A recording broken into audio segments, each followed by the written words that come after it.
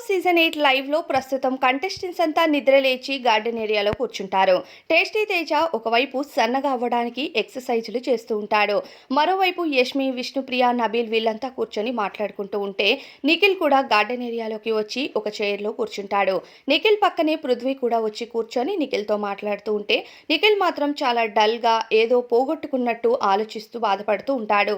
ఇక నిఖిల్ అలా ఉండటంతో పృథ్వీ అడుగుతాడు, ఏమైంది బ్రో అని అడిగేసరికి నిఖిల్, ఏమోరా, నాకు అసలు నిన్నొచ్చి అందరూ నామినేట్ చేసిన దానికి నాకు ఏ రీజన్ కూడా ఉన్నట్టే కనిపించట్లేదు. ఎందుకో నాకు ఈ హౌస్లో ఉండాలంటే కూడా చాలా ఏదో అన్ఈజీగా అనిపిస్తుంది. ఇన్ని రోజులు నేను చాలా హ్యాపీగానే ఉన్నాను హౌస్లో.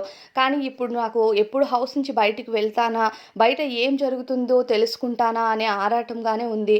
బయట ఏమైనా రాంగ్గా పోర్ట్రే అయ్యిందా మొన్న నేను లవ్ స్టోరీ చెప్పిన తర్వాత అంటూ ఈ విషయం పైన నిఖిల్ ఆలోచిస్తూ గార్డెన్ ఏరియాలో కూర్చొని బాధపడుతూ ఉంటాడు. అలా ఏముండదులే లైట్ అంటూ పృథ్వీ లేచి వెళ్ళిపోయినా నిఖిల్ మాత్రం అక్కడే కూర్చొని బాధపడుతూ ఉంటాడు.